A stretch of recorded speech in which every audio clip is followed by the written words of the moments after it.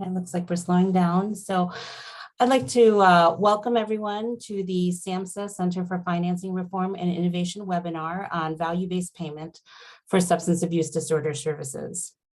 My name is Shoma Ghosh. I am an associate director at WestStat, and I am part of the overall WestStat management team for the SAMHSA Center for Financing Reform and Innovations contract. We like to call it CFRI for short because even that doesn't roll off the tongue, but it's a little easier to say quickly. WestStat is the prime contractor for this project, and WestStat is an employee-owned company located in Rockville, Maryland.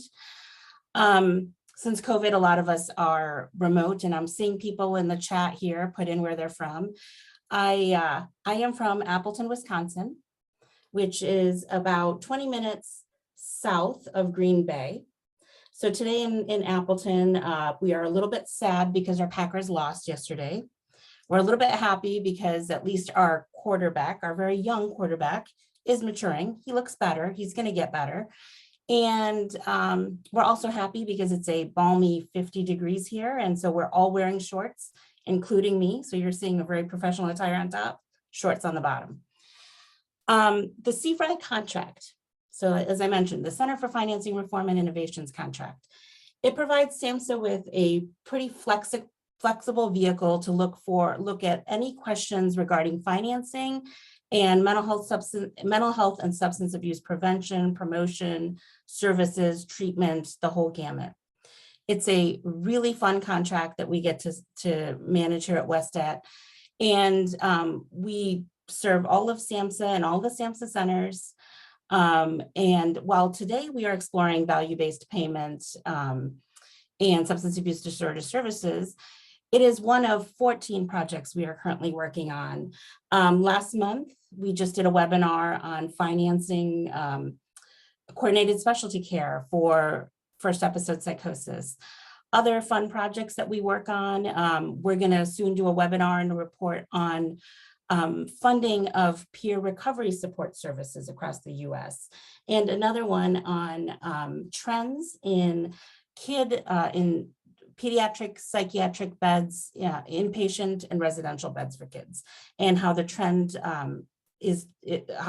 across the US is how the amount of beds is changing. Today, what we're doing is we're going to give you an overview of a report that just hot off the presses came out today from SAMHSA. And we're going to give you kind of a high-level overview of what that report is about. And then we're going to have a very neat, and I think really the heart of this webinar is a panel discussion where you'll kind of get perspectives about the use of value-based payment from a local, state, and federal level. We will have some time for questions, and I have to tell you, we have 1,800 people registered for this webinar right now, and we are nearing 600 on this attendees on this call right now. So we got really awesome questions from you when you registered, and we're going to try to address some of those. We're going to also try to address some of the ones that you can put into either the Q&A or the chat in your console. I should mention that if you're having any kind of technical difficulties, go ahead and put that into the Q&A or the chat. We have people on the line who will help you and help fix things for you if you're having any problems. Also, I know this is going to come up with questions. So today's webinar is being recorded, and everyone on this call will receive a recording automatically in your email. You'll also get the slides from today. And so with that, I'm going to stop talking and monopolizing your time. And I'd like to introduce, I'm happy to introduce Tom Coder. Tom is the acting principal deputy assistant secretary at SAMHSA. He has decades of experience in public, private, and non-profit services. Tom is the first person in recovery to lead SAMHSA, and I'm so pleased that he's able to provide some opening remarks today. And with that, I'd like to turn it over to Tom. Well, thanks so much, Shoma, and welcome, and thanks for joining everyone today. So exciting to hear those numbers that you mentioned, Shoma. We're over 600 people now online, and with 1,800 registered, we know a lot of folks are going to be able to get this information, the report and the webinar, and participate in this important discussion. As Shoma mentioned, I'm the Principal Deputy Assistant Secretary at SAMHSA in an acting capacity right now, and also a person in long-term recovery, which for me means I haven't used alcohol or drugs since May 15th of 2003. So this year I celebrated 20 years on this recovery journey, which is a great milestone for me, and it really illustrates why I'm so passionate about this work and why I'm so excited about this report. I'm also excited that SAMHSA has reinvested in our Center for Financing Reform and Innovation, CFRI, and excited for the various projects that are underway, not just this one, but several others. Just a few weeks ago, we hosted a webinar for our CFRI report on coordinated specialty care for first episode psychosis, about costs and financing strategies, which really helps states provide critical services for first episode psychosis. Getting the financing together for that is complicated and difficult. And because of CFRI, we're able to do that kind of stuff. That webinar went really well, and we're looking forward to a similarly engaging presentation and panel discussion today. Today's topic is super important to SAMHSA.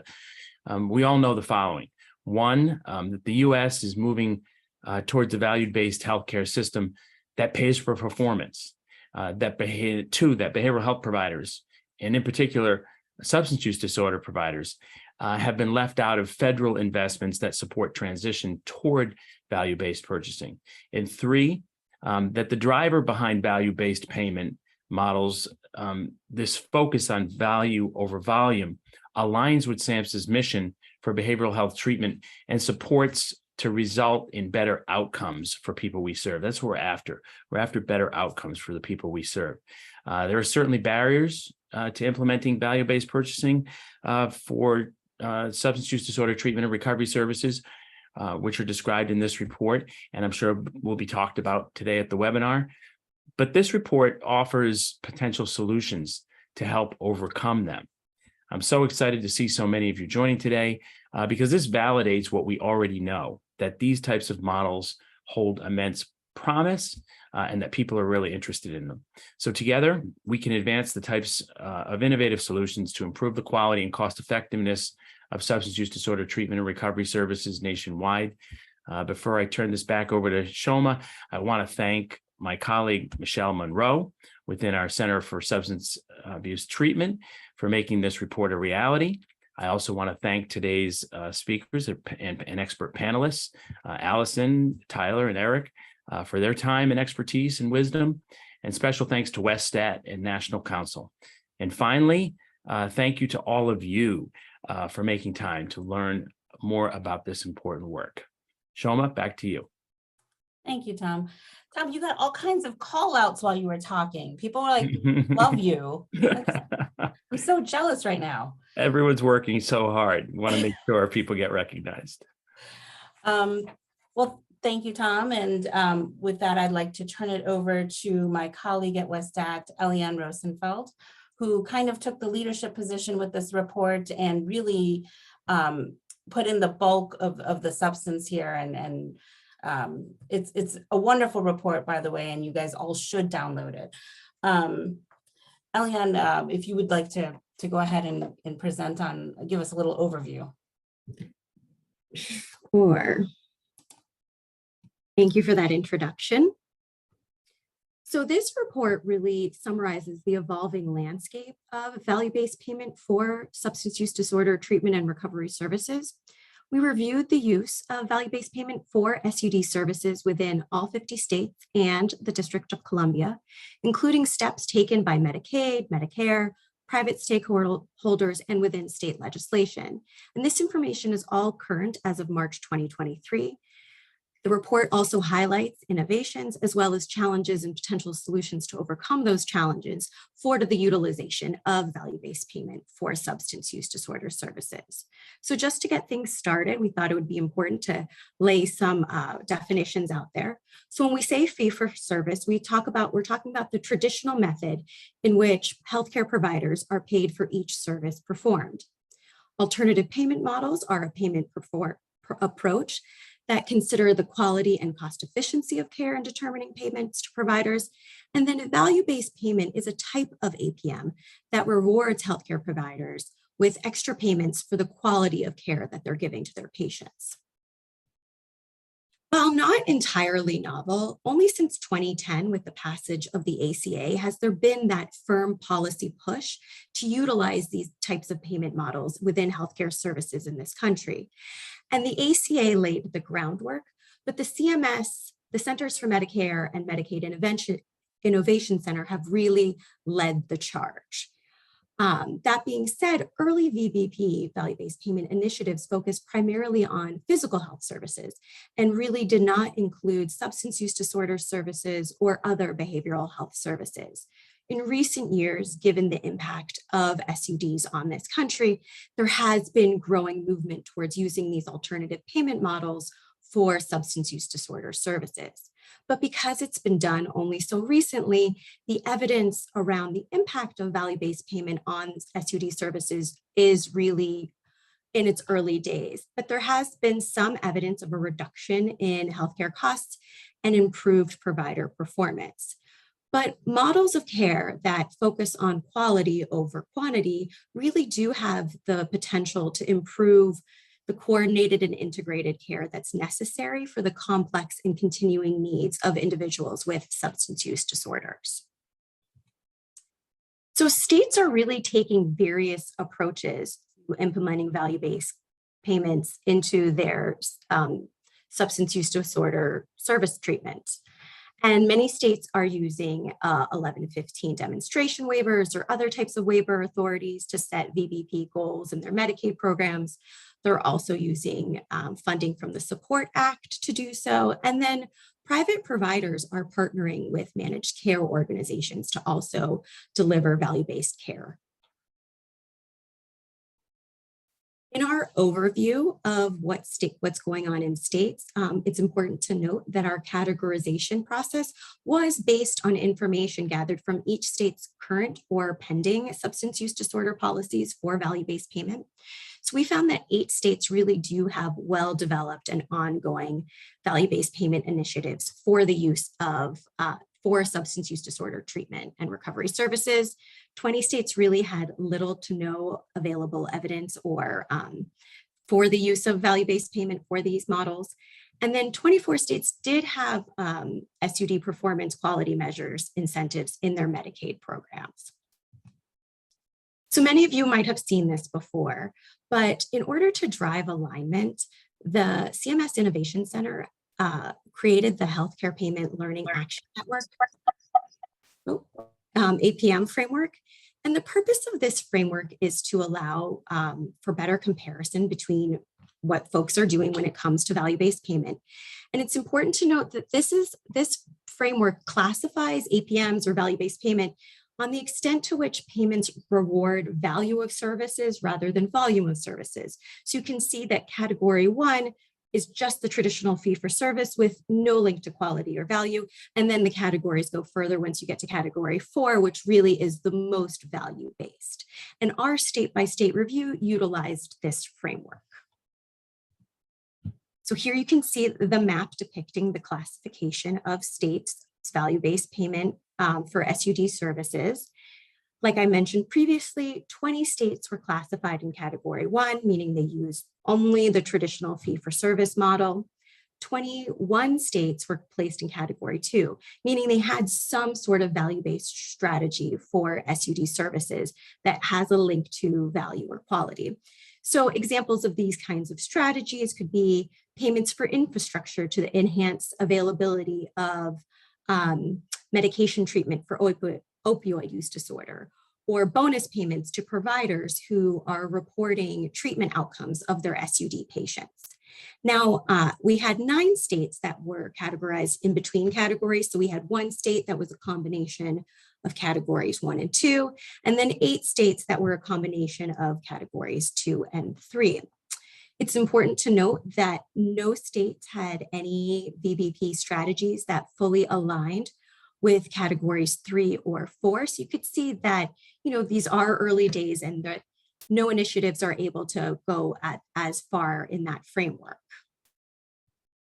Now, there are a number of innovations going on when it comes to utilizing value-based payment for substance use disorder treatment services. This list is by no means exhaustive, and there are several more in the report, and I know we'll hear more innovations from our panelists today. But these were just ones that we thought would be helpful to give you guys some information on. So one nonprofit SUD treatment provider that's located in multiple states entered into a value-based arrangement with private insurance to receive just a flat fee for treatment, and then also had a cost risk if their patients had a readmittance within 90 days of discharge. And they were finding some good results from this. One state had a Medicaid that directed managed care organizations to include enhanced or extra payments to providers who provide medications for opioid use disorder. That same state was also requiring their managed care organizations develop at least one type of value-based payment model to improve access to medication for opioid use disorder.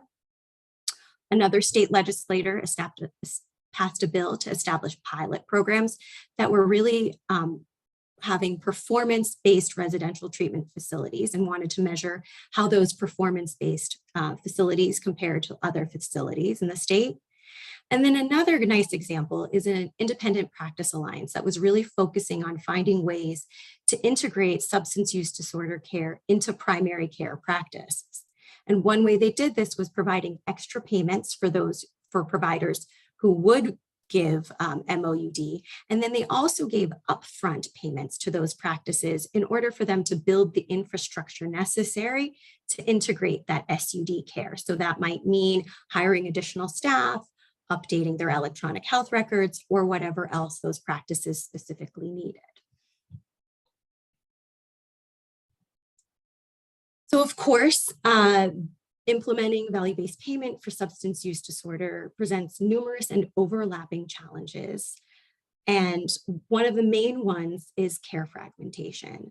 So as many of us know, behavioral and physical health care typically take place in different care silos, and there's different structures and administrative and regulatory things that they have to do, and different health records. And this matters for value-based payment because linking care, following up care, and then having those outcome measures and quality measures linked up to the care provided is an essential component of value-based payment. And then, so it makes it really challenging to assess the value of the care provided. So some of the solutions is that there has to be more partnership and coordination between agencies, and there has to be more alignment of efforts and infrastructure. So obviously linked up to this is those quality measures. And right now there are limited existing SUD treatment quality measures and a real lack of consensus about which of those measures can be tied to improve patient outcomes and savings. And like all chronic illnesses, long-term SUD outcomes are difficult to measure, and that makes it difficult to assess value of care and quality of care. So there does need to be more of a movement to have consensus about measures that can be linked to improve outcome and reduce costs. It's also important for these measures to also take the patient perspective into consideration. Workforce and training is another serious challenge. There's already a shortage of SUD providers, and learning how to do a completely different type of payment methodology requires training and time and funding that is not readily available. So there needs to be a move to have more legislative action to have that more available. So IT and data sharing. So I already mentioned that in terms of care fragmentation, that there are Some places use different types of electronic health record systems, and that's a challenge. But there's also unique patient privacy regulations for sharing data about SUD treatment. Now, fortunately, there are legislative changes that are moving to happen so that SUD confidentiality regulations are more aligned with HIPAA regulations. And then finally, underlying all of this is that SUD services are underfunded. And so there has to be more funding for that. And some potential solutions include allocating opioid settlement funds, utilizing existing state funds to find ways to support those upfront infrastructure costs, IT costs, technical assistance, and the training that's necessary to implement these new payment models. So at the end of the day, although more developed evidence base is necessary and there are really various challenges to be overcome, preliminary findings suggest that value-based payment models could have significantly positive implications for the treatment of substance use disorders in this country. And also, as was noted previously, value-based payments and alternative payment models are here to stay, and so that they need to be used for substance use disorder services. So with that, we're going to get started with our panel discussion. And I am thrilled to introduce our three fantastic panelists. So first is Ali Marlette.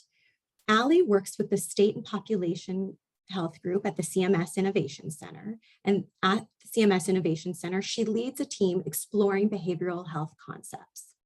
We also have Eric Bailey, and Eric is a senior director at Third Horizon Strategies, a consulting firm focused on addressing health disparities and health equity within healthcare ecosystems in this country.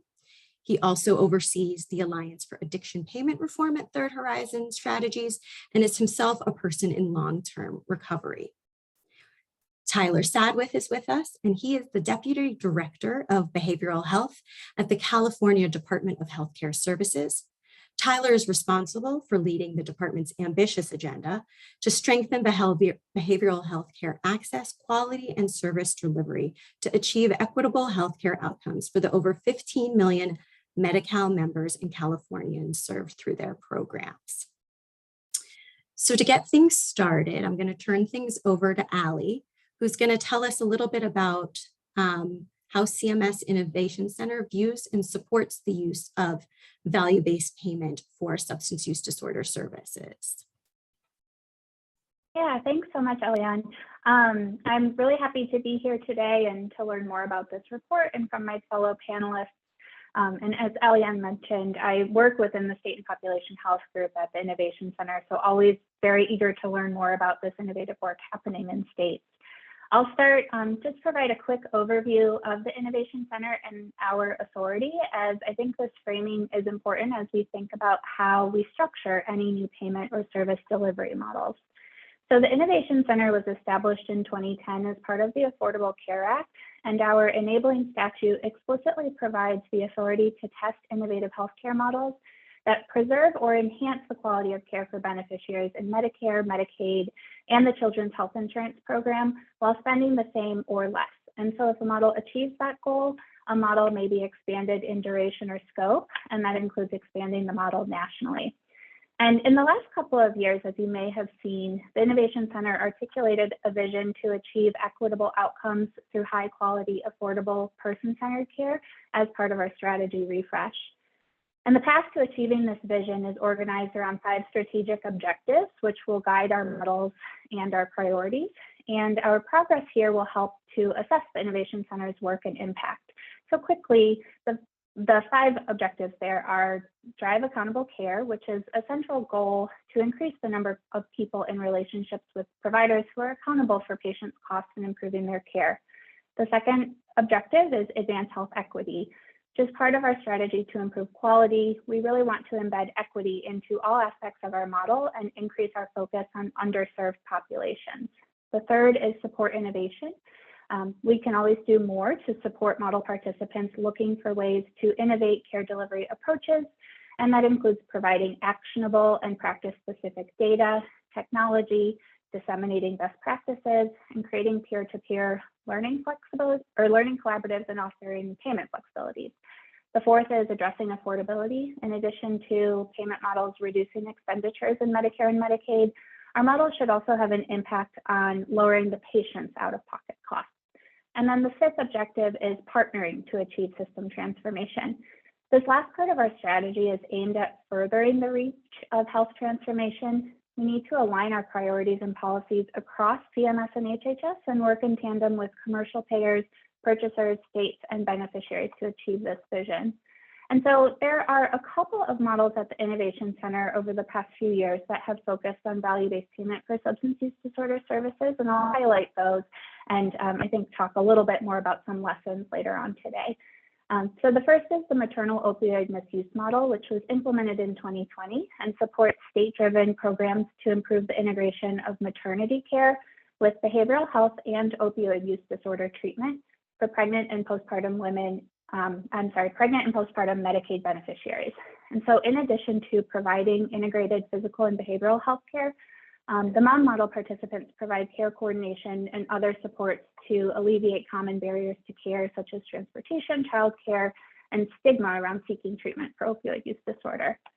Another model I'll highlight is the Value in Opioid Use Disorder Treatment Demonstration, or VIP, which was implemented in 2021 and was an initiative that was created through the SUPPORT Act to increase access to opioid use disorder treatment services for Medicare beneficiaries. And Value in Treatment aims to increase the use of medication-assisted treatment, improve physical and mental health outcomes, reduce hospitalizations and emergency department visits, and reduce Medicare expenditures. But there's always more that we want to explore doing in this space and really build upon the experiences of prior models, as well as lessons learned from reports like this one.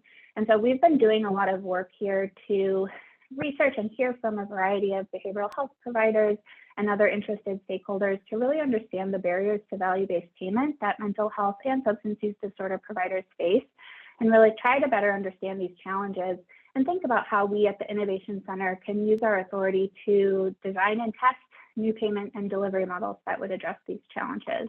And I think a lot of what we've been learning through our research and through our conversations is the challenges are really in line with what was reflected in this report that Eliane walked through. So here at the Innovation Center, really thinking about how we can use our test authority to support team-based care, including thinking about how to enhance the education and training of the workforce and take on new roles and relationships under value-based payment. Also thinking about how the Innovation Center can support building the foundation to participate in alternative payment models and value-based payment. It's really important to consider all that goes into participating in these arrangements, the infrastructure that's necessary to be set up for success, both in terms of the technology as well as the practice structure, the workflows, training, staffing, culture, and then also thinking about how to identify and align on measures that are tied to improved patient outcomes and savings. So pause there and looking forward to more discussion. Thank you so much, Allie. We're going to turn it over to Eric, who's going to tell us a little bit more about things that might be helpful for other providers and payer agnostic systems. So take it away, Eric. Thank you. Hey, everybody. I feel like I'm in great company today, and I'm just very excited to be here for this particular topic. This is something I'm very passionate about. It's something I've been at for quite a while, and through my work with the Alliance for Addiction Payment Reform, my current employer, my past employer, I will say a couple of things. So there are two state mottos that resonate well with me. One is from my own state of Minnesota, which is L'Etoile du Nord, which is Star of the North. So always having a compass, a sense of direction, which for me, and I think for a lot of folks on this call, is simply saving lives, improving lives, and helping people reach their most actualized selves is truly our Star of the North. The other state motto that resonates very well with me is from the state of Missouri, which is the Show Me State. So we can talk a lot about different models and think about different frameworks and things of that nature and have different architectures. But there's a reality when the rubber hits the road. And Tom alluded to this earlier, that it gets very complex. So from a provider perspective, there are a number of different ways to think about this. And I kind of broke it down into a couple of different questions to think about. So a lot of in my travels and working with different providers, sometimes this comes up is, well, what strategies can be implemented to ensure that value-based payment models for substance use disorder services prioritize patient outcomes for quality of care? Again, a Croix du Nord, a Star du Nord. So first and foremost, that really requires a solid partnership approach between the payer entities, so the third-party payer, whether it's an MCO or a commercial payer, and the providers. So a first step really is to identify some of the key pain points that resonate with both the payer and the provider, and then to identify which specific measures or metrics are going to set up a value-based payment framework for success. So for instance, if there's a specific community and by proxy impact on a payer that their a community is seeking to drive down overdose rates, for instance, which I think is something that most of us can agree with, then there really should be some kind of framework around incentivizing connection to medication for opioid use disorder, which is the gold standard of treatment for opioid use disorder, through localized or partnership services, i.e. telehealth. So there are different metrics that can really be used to track that kind of connectivity. Another question to think about is what outcome measures should be used to determine payment under value-based models for SAD services, and how can these measures be created and then standardized and effectively implemented? So along with what I previously mentioned, there really isn't a should involved with these measures and these measure selections, but unless there are requirements that are imposed by the state or a commercial plan. But in this case, payer and provider determinations can factor in required metrics for VBP frameworks, including connection to MOUD, and then stretch metrics, which can be instituted to incentivize a particular organization to improve their BHPH integration, community-based connections, to address a variety of social determinants of health issues such as housing, financial, job insecurity, those things that really are on the front end of the disease of addiction. Another thing to think about, what role can innovative technology play in facilitating the adoption of value-based payment models for SUD treatment and recovery services? So as a starting point, once specific measures have been identified, an organization will really need to make sure that they have the ability to track and obtain the required data to demonstrate success. So that might require that the payer and the provider have mechanisms for blending that information through claims-based databases and then encounters that are happening on the provider side. Also, innovations in telehealth from a specialty provider connectivity perspective can certainly be leveraged to assist with connection to MOUD, urgent care, or the emergency department setting. These might opt to partner with virtual MOUD providers following buprenorphine induction. So there are a number of different ways that those can be structured up from an actual foundational architecture and on-the-ground kind of a response. How can we ensure that vulnerable populations, including underserved communities and individuals with co-occurring disorders, have equitable access and benefit from value-based payment models for SUD services? So from a service delivery model, it's really important for VBP arrangements to be payer agnostic when at all possible. And that's not always feasible, but it can contribute to a scenario in which payer types play less of a role in determining how an individual will experience their care. Another way to approach this is to ensure that organizations will serve a high percentage of socially disadvantaged populations are proactively incorporated into value-based payment arrangements. And that can be done through CCBHCs or preferred provider service organizations who might be working collectively with an attributed population. And also member patient attribution plays a role in how that can be addressed. For instance, building a framework for VPP that incorporates specialty providers and provider groups alongside primary care. The paper that was released today has some examples of this in action. Again, going back to that Missouri state model, the Show Me state, we've definitely seen some successes in that arena. The last thing I would say in this, which innovations or strategies hold the most promise for wider use of value-based payment models for SUD services? So as I previously mentioned, payment innovations which are payer agnostic stand to have the greatest adoption rate. Just from a sheer brain damage perspective at the provider level, not having to think about, well, this patient has Medicaid, this patient has commercial insurance, and what do they do? And so taking that approach will really mitigate unnecessary complexities associated with provider organizations needing to manually sort out, which patients are impacted by the VBP models and which are not. And in that way, all patient member populations can benefit from the systematic structures that are put in place to facilitate this. And I really believe this is a scenario where CMS is driving a lot of this innovation that will be adopted by other aspects of the healthcare delivery care system. So again, I look forward to more questions as they come up, and thank you very much for having me today. Thank you so much. And I'm sure we'll be touching on some more of those issues in the Q&A session. So now I'm going to turn it over to Tyler, who's going to talk to us more about the state perspective and also highlight some state examples of innovations and then talk about California's journey on this value-based path. Thank you, Elian, and good morning and good afternoon to everybody. My name is Tyler Sadwith, and I'm Deputy Director for Behavioral Health at the California Department of Healthcare Services. So I'd like to just sort of begin some of what I'd like to touch on by providing some key background and context, just to sort of emphasize things that Tom and Eric have said on sort of where we're coming from and where we're at as a field. I'd like to then sort of share some high-level considerations from the state perspective and highlight a few state examples and share California's progress in this journey. I think just to sort of set the table, I think it's really helpful to keep in mind that, you know, as a state, I think, you know, our goal is to make sure we can walk before we can run. I'm sure as everyone is painfully aware, and as both Tom and Eric have said, behavioral health, you know, as a field of medicine has historically been siloed in terms of research, in terms of funding. It hasn't been part of the traditional medical establishment. And so as everyone knows, specialty behavioral health services have historically been administered, financed, and delivered in a fragmented system.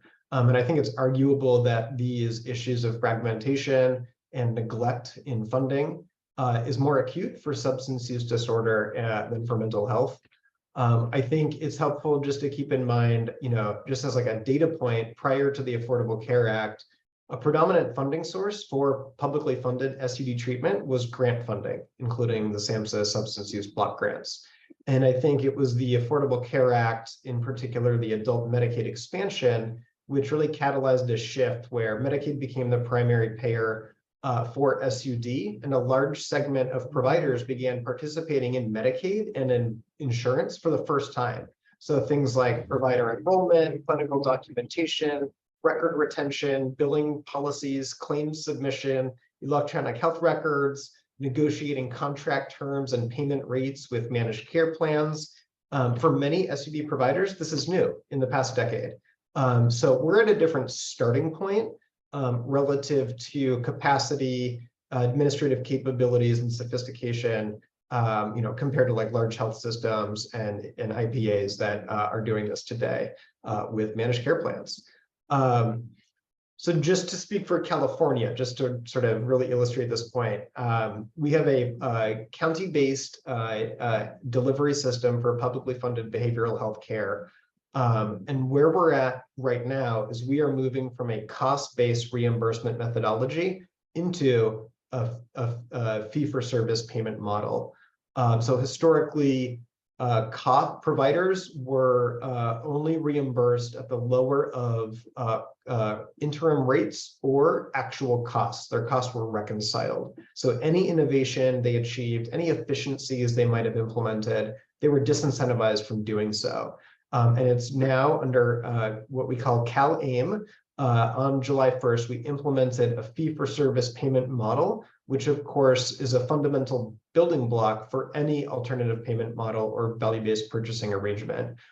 So I like to say we're coming out of the Stone Age and we're entering the Bronze Age. California might be further along than other states in that regard, but I really just wanted to emphasize we shouldn't lose sight of the #1 priority. As Eric said, it's outcomes for patients. And as a state, in order to achieve good outcomes for patients, it's maintaining access to care. So I think from a state perspective, it's sort of, be careful and be deliberate with catalyzing providers to enter into value-based payment arrangements when the sort of a #1 directive where we're facing an acute behavioral health workforce shortage and access issues, is we shouldn't jeopardize, current levels of access to care. I think just to sort of cut to the chase, I think there are some key considerations for states to think of, sort of different levels of value-based purchasing interventions that they can design. One is at the level of the healthcare plan or payer. This could include, an ACO or other organizations, but in many cases it would be a managed care organization. And so states can do things like identify certain HEDIS measures or CMS core set measures that reflect quality of care or outcomes and tie incentive payments to them or payment withholds and hold the plans accountable. So that's an example of a value-based purchasing arrangement. Another level of value-based purchasing arrangements could also be requiring those payers to then turn around and enter into value-based payment arrangements with their subcontracted provider network. So I think that's where theoretically it's very compelling, but I think states should be careful to reward or require those arrangements in a way that positions providers for success. I think a final model could be something like a state-directed payment, or even having an enhanced rate for meeting a certain clinical model or certain clinical standards. And so I think, to me, personally speaking, that's really interesting, and that's where I'd like to highlight a few state examples. Some state examples that really sort of stand out to me as really interesting for value-based purchasing arrangements are really centered on supporting providers to deliver certain models of care. So Pennsylvania has implemented a quality improvement program for hospitals related to opioid use disorder. They have two phases to their program. The first phase was really focused on hospitals' ability to have clinical pathways for folks showing up in the emergency department with an overdose or opioid use disorder. If hospitals could either admit them for withdrawal management, provide medications, or induct MAT on site, or immediately refer, they were eligible to receive incentive payments, sort of foundational or capacity payments. Now there's a second phase really focusing on performance improvements, on quality measurement related to treatment, follow-up treatment within 7 days of an ED visit. Some other state examples include Virginia, which pays a monthly care coordination bundle of about $273 per member per month for high-quality OBOT, office-based opioid treatment providers that meet certain clinical program standards. I think Pennsylvania does this as well. They have a $277 per member per month monthly care management bundle available for providers that are that meet opioid center of excellence standards. So these are providers that meet certain clinical program standards. Rhode Island has done this as well. Rhode Island has a Medicaid health homes program for opioid treatment programs. Vermont has this as well. Vermont, through their hub and spoke program, they have OTP health homes. Rhode Island established centers of excellence. And so OTP health homes that meet enhanced clinical and programmatic capabilities receive enhanced payments, including a one-time initiation bundle and an enhanced weekly bundle. So I think those are really interesting to me because it sort of is really meeting providers where they're at, and it seems really doable. I think in many cases, it's looking in the APM framework that was discussed earlier, looking in column 2 and including it's category 2A and category 2C. In California, just to wrap this up, again, we're just turning the light on for fee-for-service for the first time ever. Our goal over time is that our counties that participate as behavioral health managed care organizations on their own accord shift from paying for volume to paying for value. That is what our payment reform is intended to achieve. We have one really strong example, Los Angeles County, which covers 5% of the national Medicaid population, already on day one offers incentive payments in categories 2A and 2C. Their goals are to support providers to offer patient-centered care, to meet patients where they are, recognizing not every patient is that unicorn patient that's ready for 100% abstinence from every substance on day one of care. That's not common. Most people with substance use disorder have some ambivalence or are somewhere in their trans-theoretical model of change framework. So LA County is offering incentive payments to providers that meet certain capacity development activities. And also, in addition to that, is also offering pay-for-performance incentive payments to providers that meet certain standards. So those are just some examples that we wanted to highlight. I think a few key fundamental questions for states to consider is whether the value-based payment arrangement, is it at the plan level, at the payer level, or rather is it at the provider level? I think calculating performance measurement on measures at the level of the individual provider carries a lot of methodological and technical challenges that make it really complex. It's not impossible, but it's really complex. I think another example is really thinking about, is it only, is the goal to pay only for performance on quality measures like CMS core set measures or HEDIS measures, or is there an opportunity to think about foundational payments for meeting certain models or clinical standards? I think I've tried to emphasize in my remarks that that's a really strong opportunity for states. And finally, I would encourage all states to think about equity, including how disparities are being reduced for populations that are experiencing disparities. So thank you for the opportunity to hum a few bars, and happy to participate in the discussion. Thank you so much, Tyler. Before I open it up to Q&A, I would love to hear if Eric or Ali have any response to anything that we have just discussed amongst the panelists. I think I really appreciate, Tyler, what you said about making sure that we address disparities in this, and it would be the unicorn patients that you talked about. I mean, thinking about that from the perspective of just healthcare in general, using diabetes as an example, most people newly diagnosed with diabetes aren't jumping up and down, ready to go and completely on board with their treatment and their diagnosis and letting that soak in, and what kind of lifestyle changes that individuals need to make. So, there are a myriad of issues that we can talk about with respect to that, and how it impacts the ability to move forward different value-based payment structures. But ultimately what it comes down to is recognizing that people are holistic. They include physical health, or their mental health issues, STD included in that. And the social determinants of health issues that I mentioned as well. None of these things can be ignored. It's very challenging to treat someone in a vacuum of that acknowledgement. Absolutely. Thank you, Eric. So on touching on that, we had some questions about what are some lessons learned from successful value-based payment models that have come from CMS Innovation Center. And then also CMS has put out more work about addressing health disparities and health equity and strategies to deal with that. So I wanted to see Ali's perspective on that.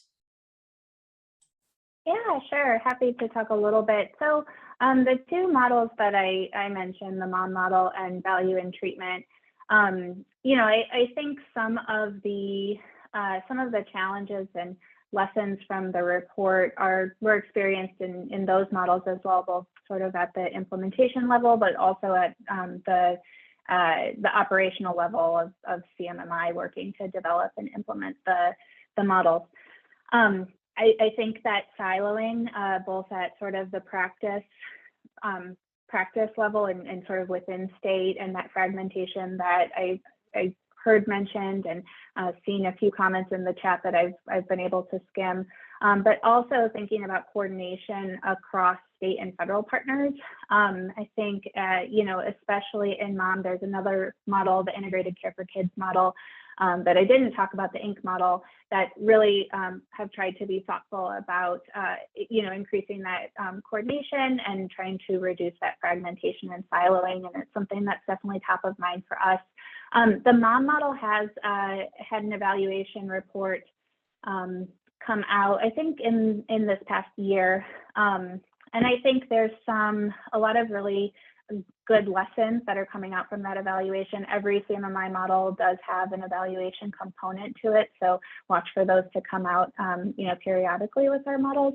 And then the value in treatment demonstration has a report that will be coming out, I believe, next year. It's a little different since that, was a demonstration authorized by the Support Act.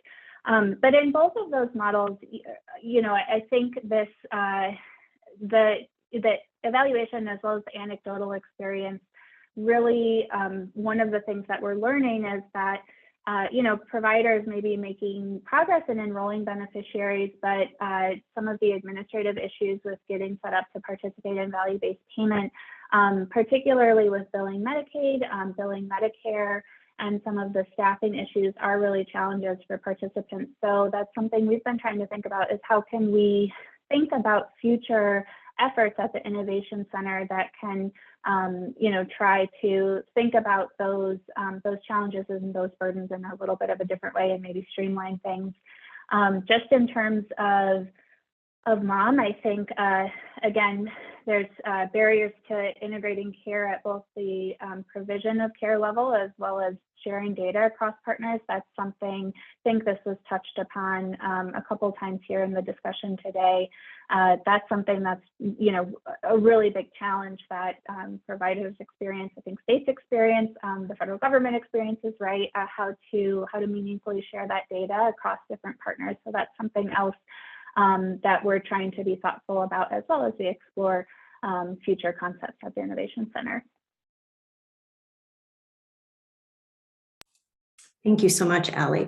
So we had a couple questions coming in about how do we reconcile outcome-based measures when relapse can be an expected part of recovery, and providers can't always influence that. So how do we make sure that providers aren't being kind of punished for that? That's a great question. I can start with that if that's okay. When in my previous role, I worked within a very large healthcare payer organization, and one of the things that I actually just mentioned this, that we're holistic beings, and that includes elements of our physical health and our mental well-being. One of the things that was challenging at times within the walls of a healthcare organization was what kind of a financial impact were various kinds of inputs going to have, and that could be case management, it could be a provider kind of an experience, it could be prevention strategies that were implemented, even things that were completely beyond our purview.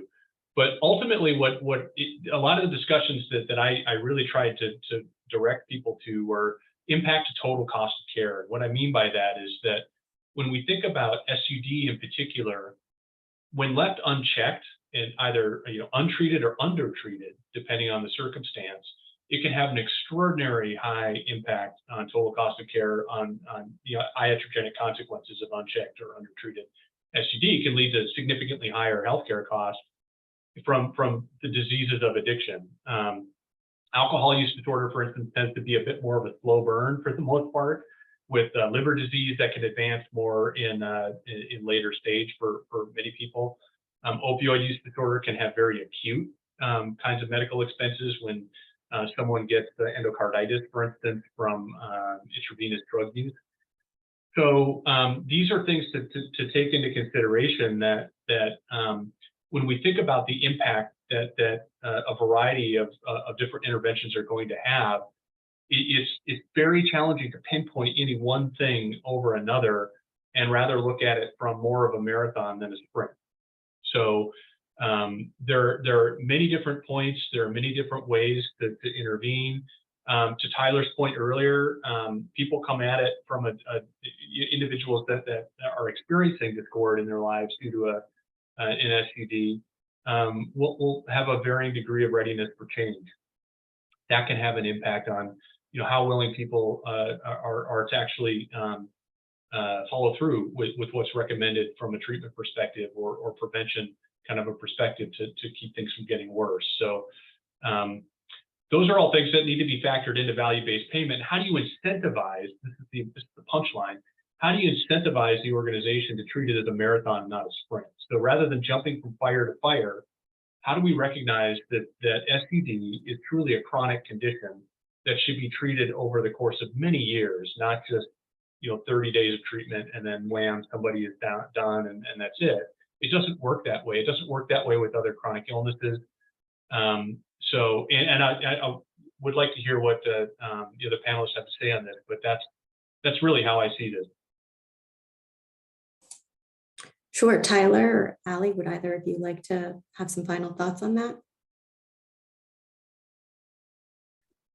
No, I think I agree with everything Eric said. I think it's definitely important that payment models be arranged that to not ding providers for what is a chronic disease, which can be relapsing for many patients. And so I think to that end, focusing on sort of almost like a diversified approach to meet providers where they are, just like we meet patients where they are. There may be some providers that are ready for, maybe risk-based, upside downside arrangements or upside arrangements based on outcomes. It may be the case that there are another segment of providers that are really ready for, pay for reporting or, doing sort of provider level programmatic interventions. And I think no matter what the specific goals or domains or focus areas are, I think recognizing the type of care that's provided is key. And of course, not penalizing folks for a relapse, but rather what do you do with a relapse? How do you bring folks back into care?